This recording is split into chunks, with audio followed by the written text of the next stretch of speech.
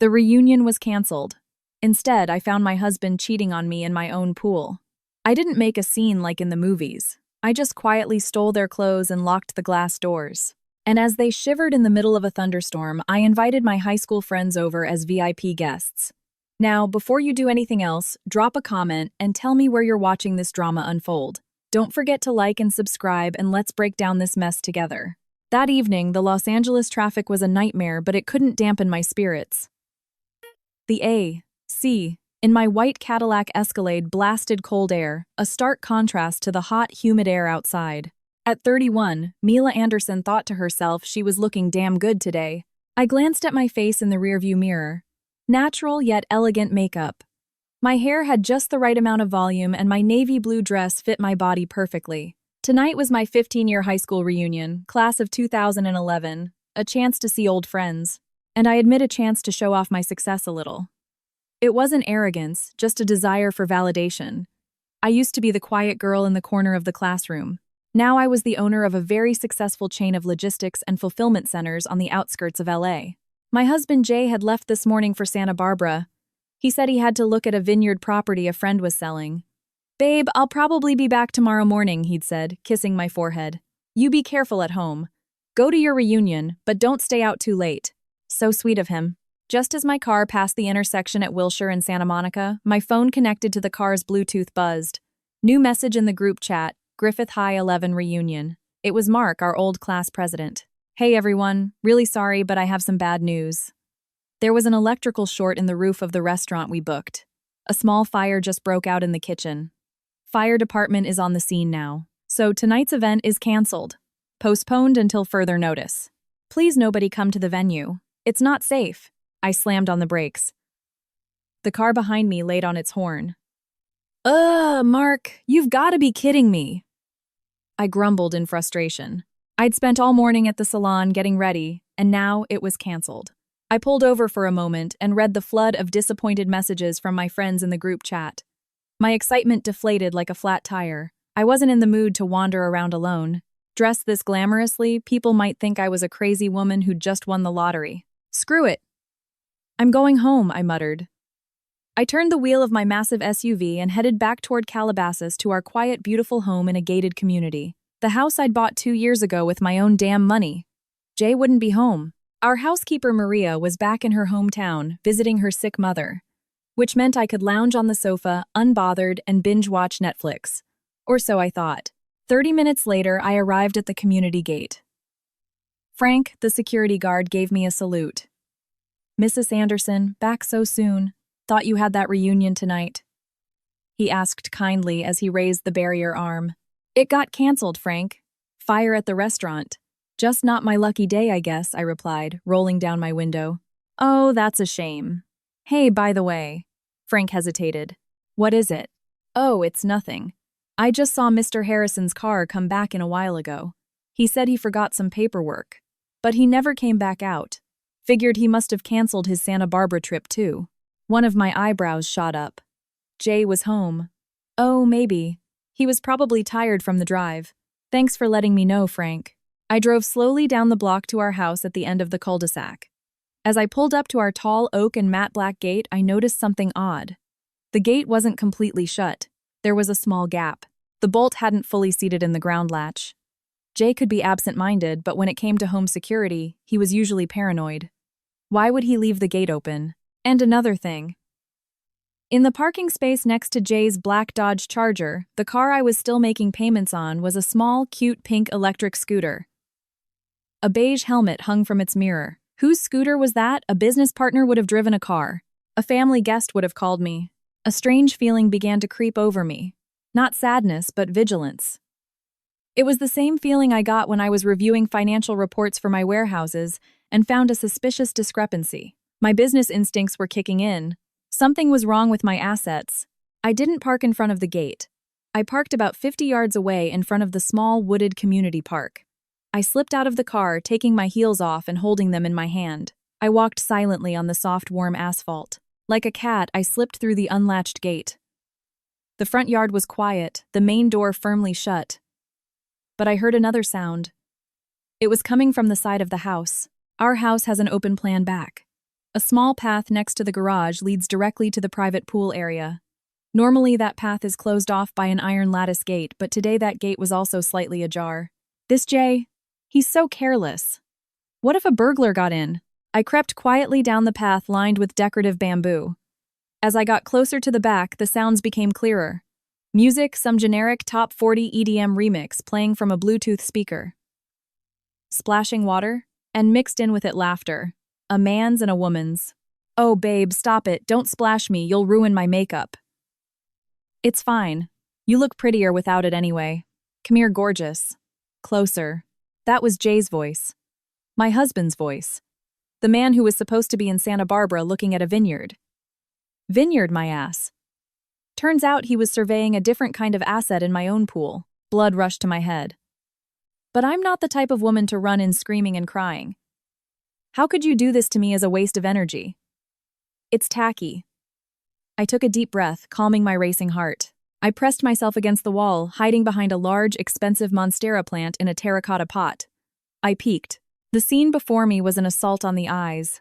My 40-foot crystal-clear blue pool was now tainted. Jay was in the middle of it shirtless, wearing only boxer briefs, and he was holding a woman. I narrowed my eyes. Corn silk, bleached hair. Skin whitened by injections, not natural. She was wearing a cheap-looking red two-piece bikini. The stitching was sloppy, the fabric thin.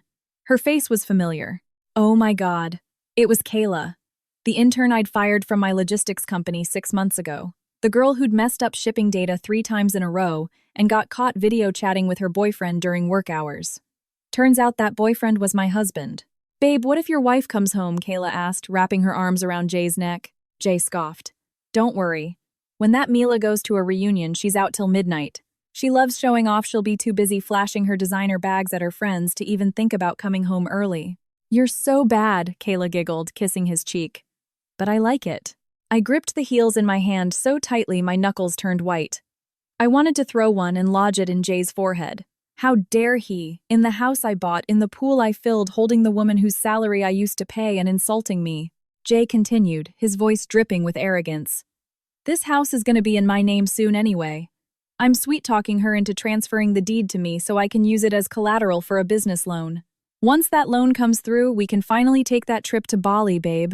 I nearly choked. Transfer the deed, business loan. Wow, Jay. You weren't just a cheater, you were a greedy, conniving fraud. All his talk about his used car business struggling. Turns out he was just a freeloader waiting to inherit his still-living wife's assets. Okay, I'd seen enough. No explanation needed. No, it's me or her drama. The choice was already clear. Trash belongs in the trash. And now I was going to give them a lesson they would never ever forget. I surveyed the pool area. They were in the middle of the pool, their backs to me completely absorbed in each other. The music from the portable speaker would be loud enough to cover my footsteps. On a lounge chair by the pool, their belongings were strewn about. Jay's carelessly discarded shirt and pants, a bad habit of his that never changed, and Kayla's mini dress made of the same cheap material as her bikini. Kayla's small crossbody bag. And on the small table next to it, Jay's wallet, his charger key, and Kayla's scooter key. The only thing within their reach, but far from them and close to me, was Jay's phone sitting on a table near the glass doors. The screen was dimly lit, showing a red battery icon with 5% left. My mind raced, formulating a strategy. If I confronted them now, they'd just be shocked and get dressed. Jay would get on his knees and beg for forgiveness, and Kayla would run away. A few days later, Jay would be trying to sweet-talk me again. Too easy. They needed to suffer. They needed to feel a humiliation that would seep into their bones. I set my shoes down silently on the grass. I moved like a professional thief, crawling and slinking. The only difference was, I was stealing from my own house. First, target the lounge chair. With a swift, silent motion, I snatched the pile of their clothes, Jay's pants, shirt, and underwear. It was disgusting to even touch them. Kayla's dress and her discarded underwear. I gathered it all in my arms. Second, target bags and keys. I grabbed Kayla's bag. It was light. Probably just some makeup and her phone. I snatched the charger key and the scooter key. And Jay's thick wallet, not with cash but with debt collection notices. I glanced at the pool. They were still busy kissing the water, sloshing around, concealing my movements. Third, target the phone. I looked at Jay's phone on the table. I hesitated. If I took it, they couldn't contact anyone. But if I left it, they would have hope. And false hope is far more painful than despair. I decided to leave Jay's phone where it was.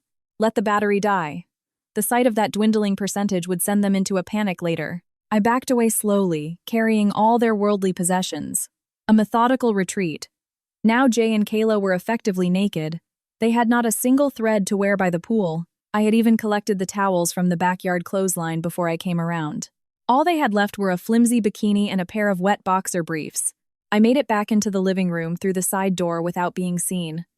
My breath was a little ragged from the adrenaline. In my hands was a pile of clothes reeking of sweat and cheap perfume. I immediately threw them into the washing machine in the laundry room off the kitchen and locked the door. I'd burn them or throw them in the dumpster later. Now for lockdown. My house was designed for maximum security. The only way to get inside from the pool area was through a single large sliding door made of thick reinforced glass. That door used a dual locking system, a manual lock, and a digital smart lock. I approached the glass door from the inside. I could see the backs of Jay and Kayla in the pool. The sky was getting darker. It would rain soon. And LA storm clouds don't mess around. I carefully turned the manual lock on the door. Click. Then, from a panel on the wall, I activated the digital child lock. This feature prevents the door from being opened from the outside, even with the passcode.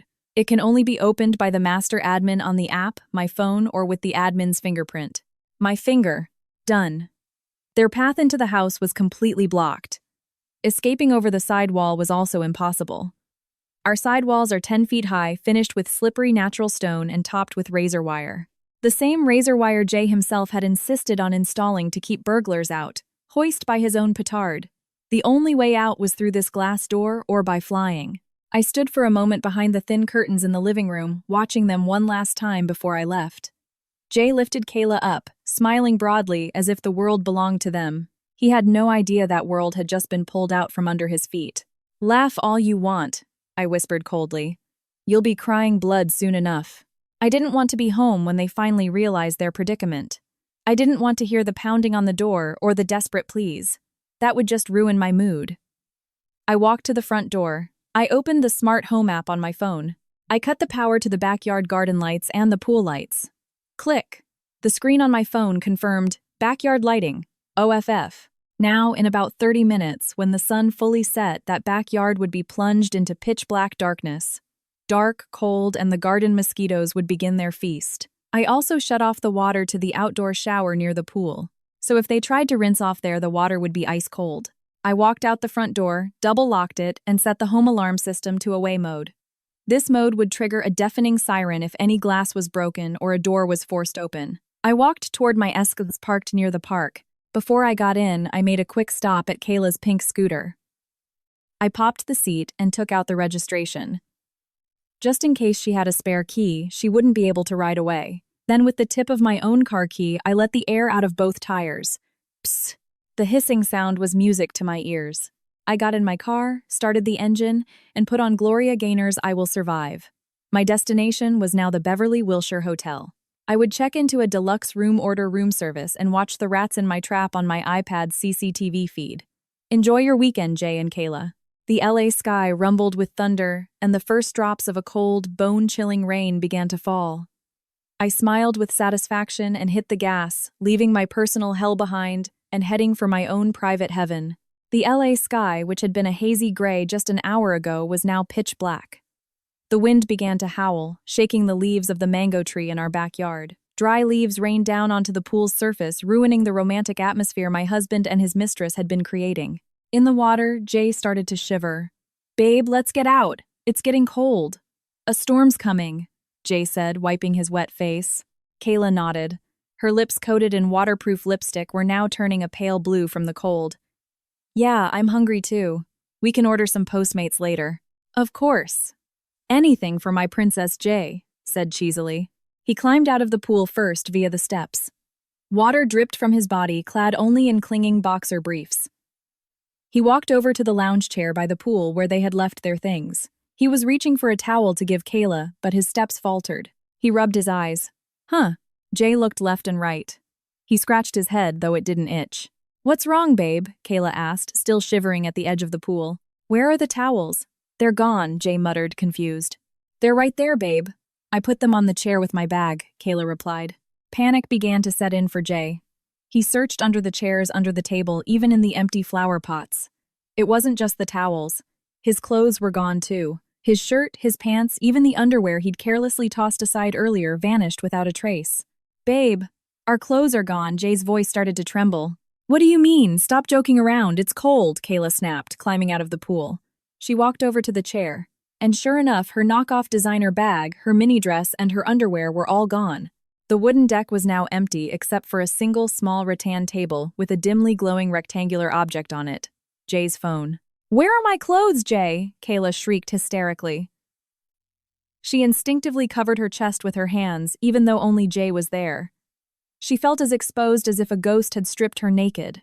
I don't know. I swear they were right here, Jay was completely bewildered. Did they blow away in the wind? My bag is heavy. There's no way it just blew away.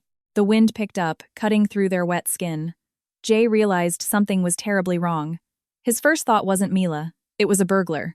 Maybe a thief climbed over the wall, Jay whispered, his face pale. Quick, let's get inside. It's not safe. The two of them scrambled to the sliding glass door that connected the pool area to the living room. Jay grabbed the handle. He pulled with all his might. Clank, clank. The door didn't budge. It's locked! Open it quick! Kayla yelled, shivering violently. Hold on, something must be jammed, Jay tried again.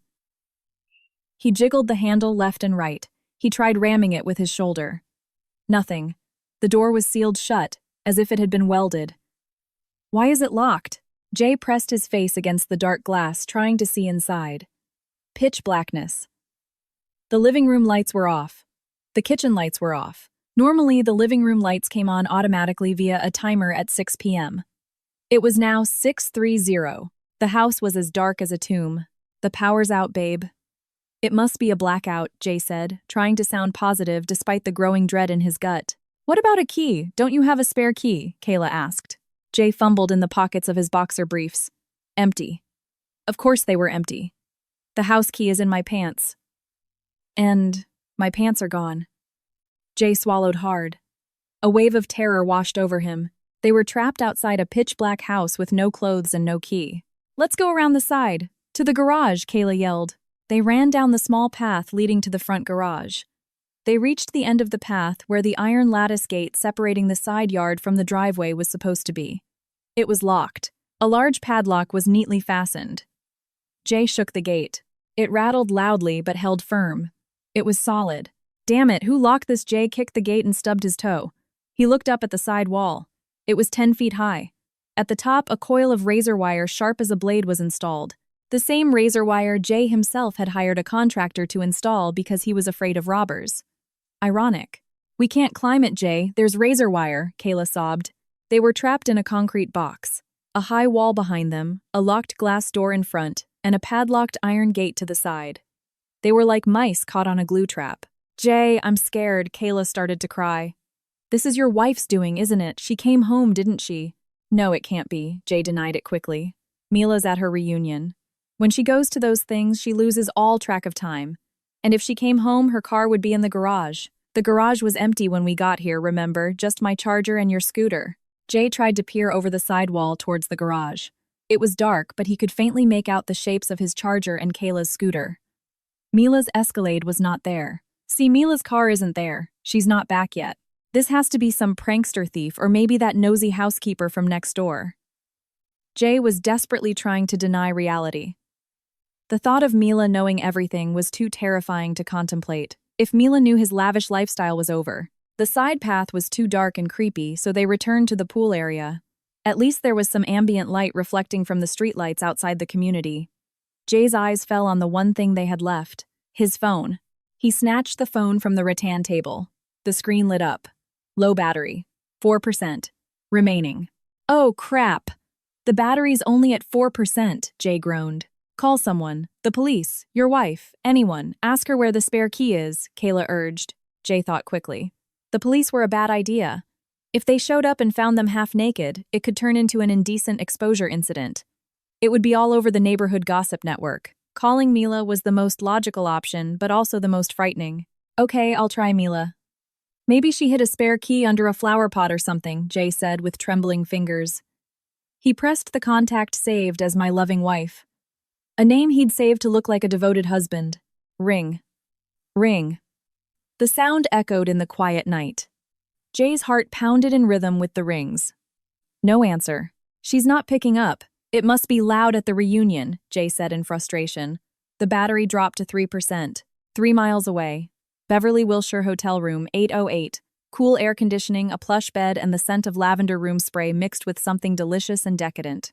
A pint of Jenny's brown butter almond brittle ice cream. I was propped up against the king-sized headboard wearing a thick, comfortable hotel bathrobe. On my lap sat a brightly lit iPad Pro. On the bedside table next to the ice cream I just had delivered was a glass of champagne. I scooped up a spoonful of the creamy, salty sweet ice cream. It was perfect. My eyes were glued to the iPad screen. The home CCTV app was showing a 4-way split. Camera 1, dark garage. Camera 2, dark living room. Camera 3, dark kitchen. Camera 4, the pool with infrared night vision activated. And on camera 4, the show was in full swing. Thanks to the thermal imaging, I could see 2 white heat signature shapes pacing around the pool area like panicked ghosts. They looked miserable. Kayla was huddled on a chair hugging her knees while Jay was pacing back and forth, clutching his head, then pointing at the glass door. My own phone lying on the bed vibrated. The screen lit up, showing a smarmy picture of Jay. Incoming, call my husband, Jay. I stared at the screen, chewing my ice cream. Should I answer? Should I not? I murmured playfully. I let it ring until it went to voicemail. Let him panic. Let his tiny brain scramble for an excuse. I wanted to see how well he could lie under pressure. Jay didn't give up. He called again and again. On the iPad screen, I could see him putting the phone to his ear, then looking at the screen in frustration, then putting it to his ear again. He walked around trying to find a better signal. The signal there was perfect. The only signal that was gone was the one from my heart to him. 1 call. 5 calls. 10 calls. I finished the pint of ice cream. Persistent, aren't you, Jay? If you'd put this much effort into finding a real job, you'd be a CEO by now. I sneered at the screen. I glanced at my phone's notifications. 26. Missed calls from my husband, Jay. 26. A beautiful number. The date he gets his allowance from me. Jay's battery must be on its last legs. Probably 1% or 2%. Suddenly, a new notification popped up. Not a call, but a voice message on WhatsApp. Jay had finally given up calling and decided to send a message before his phone died. I opened the app. There was 115 second voice message from Jay. I hit play and turned up the iPad's volume, filling the luxurious hotel room with his voice. Jay's voice was panicked and breathless with the sound of the howling wind in the background. Babe, where are you? Please pick up the phone. Someone broke into our house. I swear, babe, I was just swimming in the back and someone stole all my clothes. The door locked by itself and won't open and the power's out. I'm trapped outside with no clothes on. Please come home right now, babe. I'm scared the robber is still here. I burst out laughing. I laughed so hard my stomach hurt. It was incredible.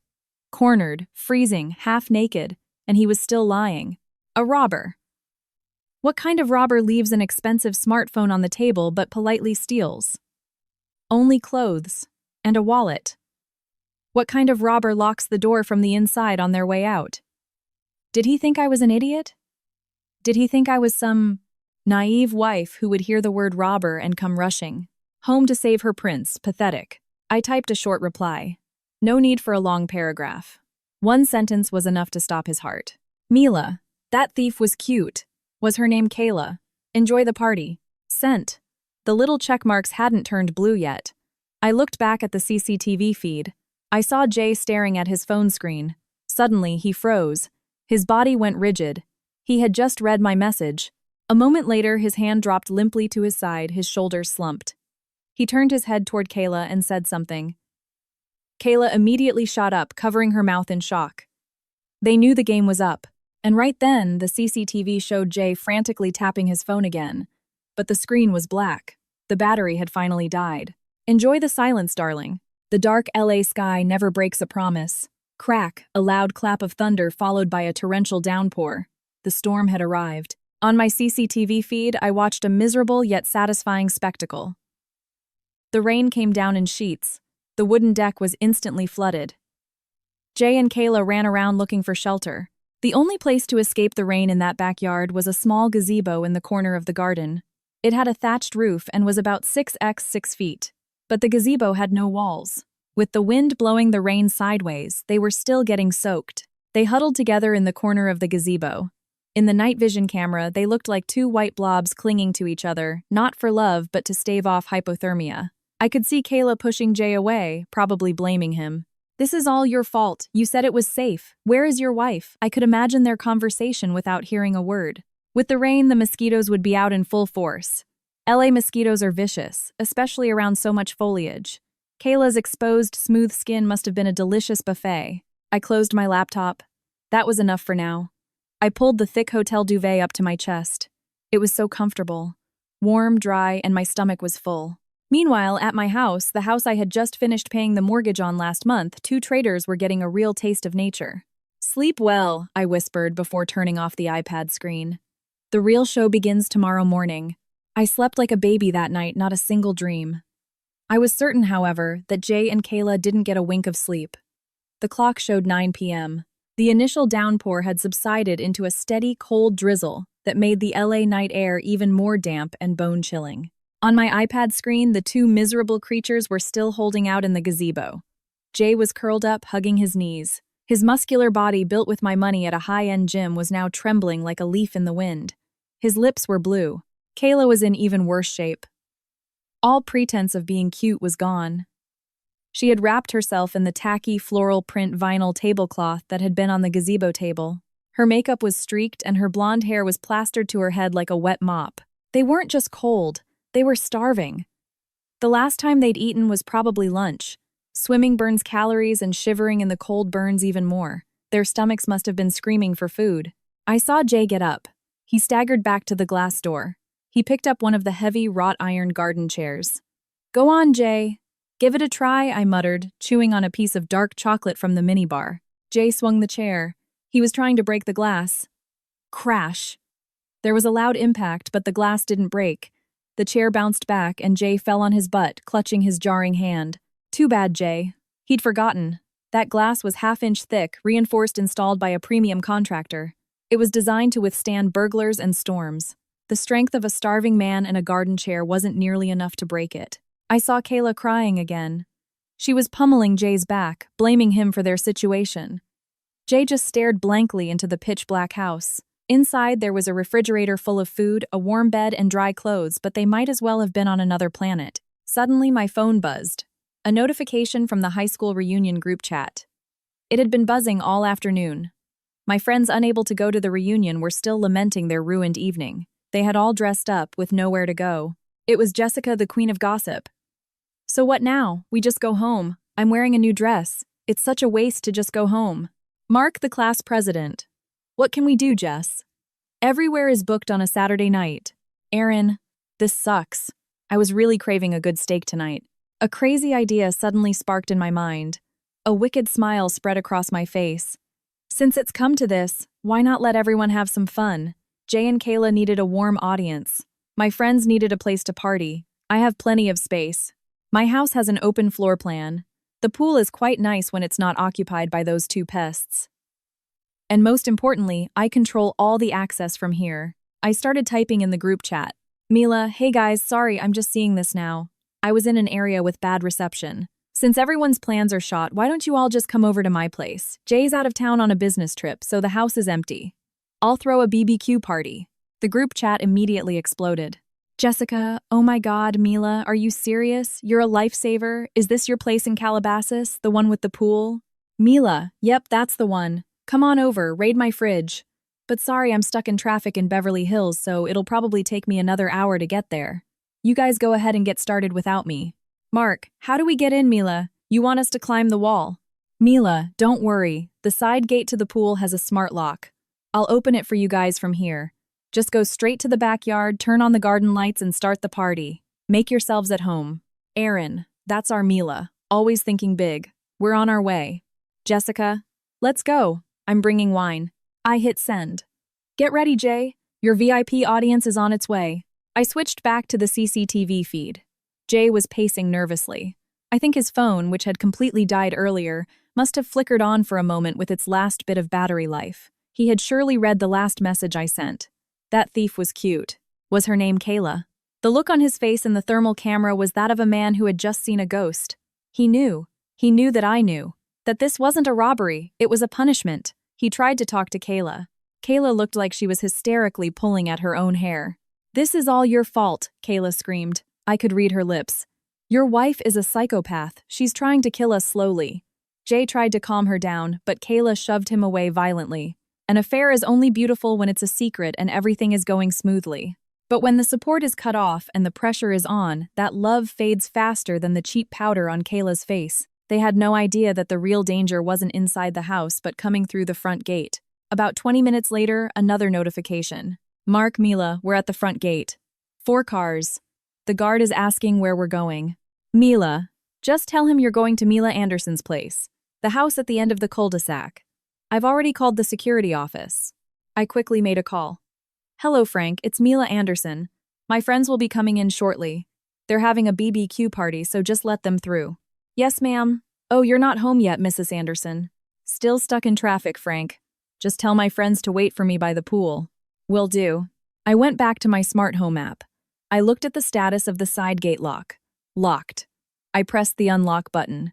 Processing. Status unlocked. Now the tall iron side gate's magnetic lock was disengaged. A gentle push would swing it wide open. The path to the stage was clear. CCTV camera, 1 garage. I saw the headlights of several cars pulling into my driveway. 4 cars. About 12 of my friends had come in full force. They got out of their cars, their loud laughter and chatter faintly audible. "Wow, Mila's house is huge," I heard Jessica's voice. "No kidding. I guess the logistics business really is recession-proof." They walked around the side of the house just as I'd instructed. CCTV camera 4 pool. Jay and Kayla flinched. They heard the sounds. The cars, the many voices. Jay's face lit up for a moment. A flicker of hope in his eyes. He thought it was me returning. "Mila's back, Mila's back," Jay shook Kayla's shoulder. "We're saved. Quick, let's hide behind the bushes so we can sneak out when she opens the door." Jay and Kayla scrambled to hide behind a patch of decorative bamboo in a dark corner. They had no idea that what was coming wasn't salvation but damnation. The side gate creaked open. "Hello, delivery," Mark joked, leading the group in. The beams of their cell phone flashlights cut through the darkness of my backyard. "Whoa, why is it so dark?" she said to turn on the garden lights. Aaron said, confused. "Where's the switch?" They started to spread out across the pool area, their flashlight beams sweeping back and forth. They illuminated the still water of the pool, the messy gazebo, and a piece of underwear I had missed earlier under one of the chairs. "Is anyone here?" Jessica aimed her flashlight toward the bamboo patch. She saw something move. "Hey, what was that?" "A raccoon." Jessica moved closer. Mark moved closer. The flashlight beams pointed directly behind the bamboo, and there they were. Jay, wearing only wet boxer briefs his face, a mask of terror hugging his knees. Kayla wrapped in a vinyl tablecloth, her makeup streaked like the Joker, shivering. Silence. 1 second. 2 seconds. 3 seconds. "H!" Jessica screamed as if she'd seen a ghost. "Holy hell," Mark exclaimed, taking a step back. Jay tried to cover his face with his hands. Please don't look at me." My friends were bewildered. They thought the house was empty. They thought Jay was in Santa Barbara. Is that Jay Mila's husband, Aaron?" Whispered loudly. "Yeah, that's him. Why is he naked with that woman? That's not Mila. Who is that girl?" The shock soon turned to realization. My friends were not stupid. They understood the situation 100%. Their friend's husband, who was supposed to be on a business trip, was caught in his own backyard in a state of utter disgrace with his mistress. In LA, gossip is the most valuable currency. And my friends had just struck gold. Jessica, the gossip queen with a sizable Instagram following, did not miss a beat. Her content creator instincts kicked in. "Go live," she yelled at Aaron. They both turned on their phone cameras. The flashes went off, illuminating Jay and Kayla like superstars on a red carpet. Except this was a wet, grassy carpet. "You guys are not going to believe what we just found." Jessica started narrating into her phone in the style of an entertainment news reporter. "We came to our friend Mila's house for a reunion party, and what do we find? Her husband hiding in the bushes with another woman and no clothes on. Can you believe this, people? This is insane." Kayla screamed hysterically. "Turn off the camera. Turn it off. I'll sue you." She tried to run but tripped on the tablecloth she was wrapped in. She fell ungracefully onto the muddy grass. It was not an elegant sight. Jay tried to stand up, attempting to maintain some dignity in his underwear. Mark, please. Mark, help me out. This is a misunderstanding. It's not what it looks like. Mark, who had once been scammed by Jay in a used car deal, just folded his arms and sneered. A misunderstanding, Jay. You were supposed to be in Santa Barbara. Mila said you were out of town. Turns out you're here playing horsey with some random girl. In the house my friend paid for. Mark, please just give me some clothes. I'm freezing to death. Don't humiliate me like this, Jay begged. You brought this humiliation on yourself, Aaron shot back, still recording. Where's Mila? Don't tell me you did something to her and brought this girl here. No, Mila's safe, I swear. I watched everything on my iPad. It was more entertaining than any reality TV show. I saw the viewer count on Jessica's Instagram Live skyrocket. The comments from netizens, mostly our mutual acquaintances, started pouring in. Is that Jay Harrison Mila Anderson's husband, oh my god? And who's the mistress? She looks a mess in the rain. Serves him right. Living high on his wife's money. Someone drop the location. I'm coming to throw rocks. Jay and Kayla were completely broken. They had nowhere to run. The house was locked. The side gate was blocked by my friends with their cameras. They had become a circus act. A toothless lion and a wet clown. I decided that was enough. I had enjoyed myself thoroughly. It was time for the queen to return and end the show. I turned off the iPad, ate the last piece of dark chocolate, and got out of the plush hotel bed. All right, time to take out the trash. I got dressed. A crisp white blazer and matching trousers. I tied my hair up in a high ponytail. I applied a bold red lipstick. I went down to the lobby and got into my Escalade. The rain had stopped completely. The night air was fresh. I drove back home with a very light heart. In the trunk of my car was a large empty suitcase I had bought at a Target on the way to the hotel. It would soon come in handy. Just wait, Jay. The final act is about to begin. It was a little after 11 p.m. when my white Escalade pulled gracefully into the driveway. My headlights illuminated the group of my friends still chattering loudly in the side yard. As they saw my car, the atmosphere suddenly quieted. Jessica lowered her phone. Mark signaled for the others to make way. They looked like subjects welcoming their exiled queen back home. I parked calmly in the garage. I turned off the engine. I got out of the car carrying the large empty suitcase. It was a cheap, generic brand from a big box store, not one of my expensive Rimowas. It suited Jay perfectly. I walked to the front door.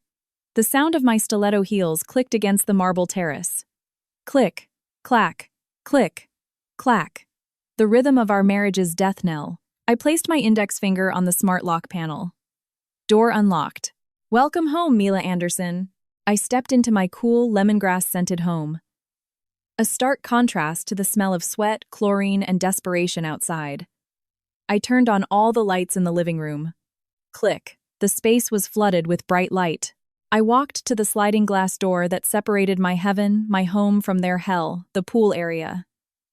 Through the glass, dozens of faces stared back at me. My friends with curious eyes. Jay and Kayla, with desperate hope. I stood there behind the glass for a full minute just looking at Jay shivering in his wet boxer briefs and Kayla clutching the vinyl tablecloth. Jay placed his palm on the glass.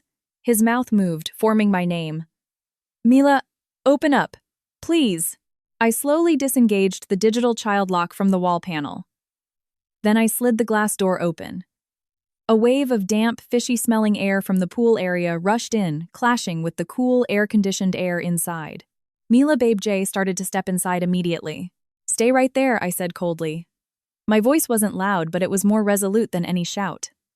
Jay stopped in his tracks right at the border between the wooden deck and the marble floor.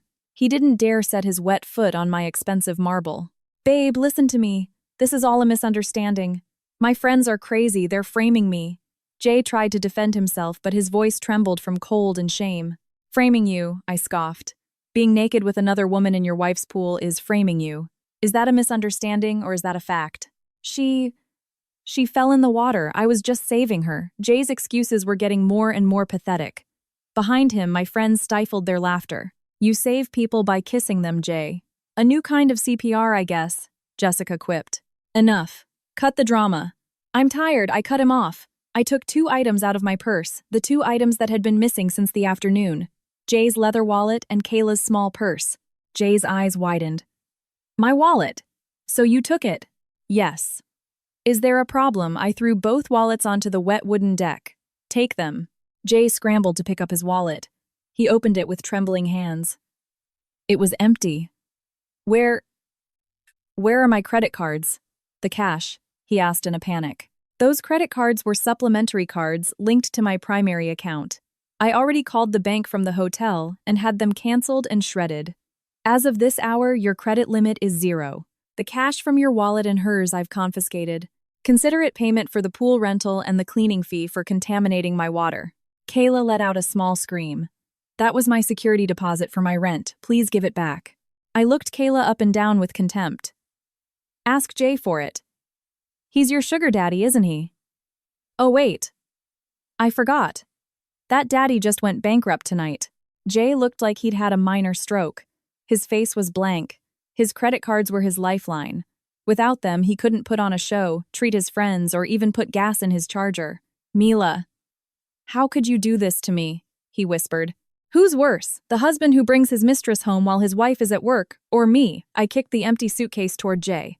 Go inside, pack your things. Now, I'll give you 10 minutes. If you take any longer, I'll burn all the designer clothes I ever bought you. Jay's jaw dropped. What do you mean you're kicking me out? Of course. What did you think? But, this is our house, babe. Correction. This is my house. The deed is in my name, Mila Anderson. You were just living here. We didn't even change our names when we got married. We agreed to manage our finances separately. Did you forget the prenuptial agreement you signed? You were so desperate to marry me, you signed it without a second thought. Checkmate. Jay forgot I was a businesswoman. Before our wedding, my father had made him sign an agreement waiving all claims to my assets in the event of a divorce. At the time, Jay had readily agreed, thinking he could slowly sweet-talk me into changing it later. Turns out it was the axe that chopped off his own foot. Pack! Now I yelled. Jay, still in his wet boxer briefs, ran into our bedroom. I didn't care that he was dripping all over the floor. I could clean it later. He came out 5 minutes later, dragging the suitcase hastily packed with his clothes. He was crying. Real crocodile tears.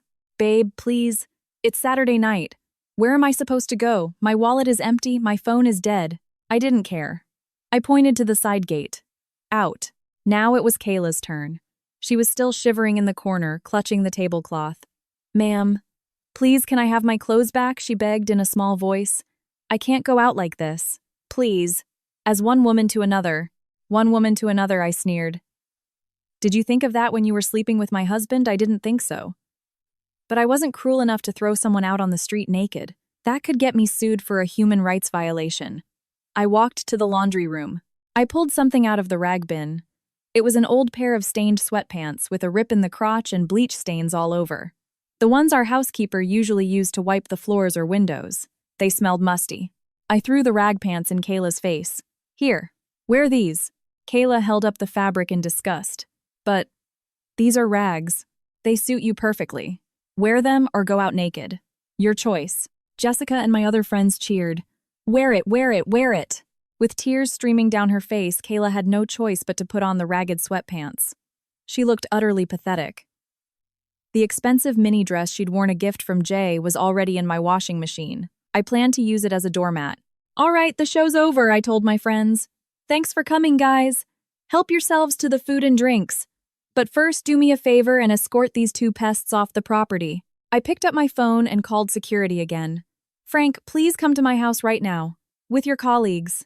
There are some strangers in my yard who entered without permission and are engaging in indecent behavior. Please have them removed from the community.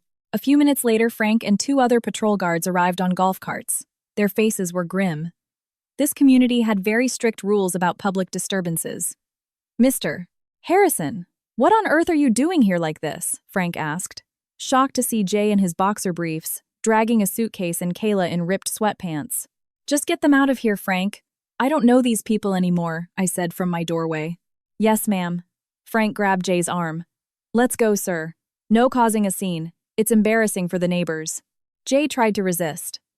This is my house, Mila. You're being cruel to your husband. What husband? The one who cheats in his wife's pool. We don't recognize that kind of husband here, Jessica shouted in my defense. Jay and Kayla were finally dragged away by the security guards, forced to walk the half-mile to the main community gate. My friends followed behind them, recording the whole thing. The walk of shame. The video of Jay crying while dragging his suitcase and Kayla walking on the wet asphalt in her rag pants went instantly viral in the community's group chat that night. I closed the sliding glass door and locked it again. Silence. My house was peaceful once more. The only sound was the quiet hum of the air conditioner. I sat down on my Italian leather sofa. I was tired but satisfied. It felt like I had just removed a malignant tumor that had been eating away at me for a long time. It hurt a little, but the relief was immense. Sunday morning. The LA sun shone brightly as if celebrating my freedom. I was sitting on a lounge chair by the pool. A crew I had called early this morning was draining all the water from the pool. I wanted to replace it. If necessary, I would even replace the tiles. The traces they left behind disgusted me. On the table in front of me was a breakfast of a fluffy omelet with avocado and a side of fresh fruit. Next to it, a cup of hot green tea was steaming. "This breakfast tastes amazing today," I muttered, taking a bite. My phone rang. An unknown number. It was probably Jay using someone else's phone or a payphone. I wondered if payphones even existed anymore. I answered and put it on speaker. "Babe! It's me!" Jay's voice was hoarse. He sounded miserable. "I slept at a bus stop last night. I'm so hungry, babe. Kayla just ditched me at the gate and ran off. Please just come pick me up." I took a sip of my tea. "Hello, who is this?" I asked, feigning ignorance. "It's me, Jay, your husband." "Oh, you mean my ex-husband. My lawyer, Mr. Kim, will be visiting your parents' house this afternoon. With the divorce papers." "Babe, don't do this. I was wrong." "What about the assets I contributed to this house too?" Jay was already starting to calculate. I laughed. Contributed. What? Eye strain. From watching me work. Listen to me, Jay. This house is in my name. The cars are in my name. The bank accounts are in my name. You should be grateful you're leaving this house with your body and a suitcase of old clothes. And that's before I start billing you for the last 3 years of room and board. Mila, that's it. I'm done. Goodbye. I hung up and blocked the number. I looked up at the blue sky. Sparrows were chirping in the mango tree. The life of a rich single woman was far more beautiful than the life of a woman saddled with a deadbeat, ungrateful husband. I continued eating my breakfast. It was perfectly seasoned and delicious. From today on, my life is perfect.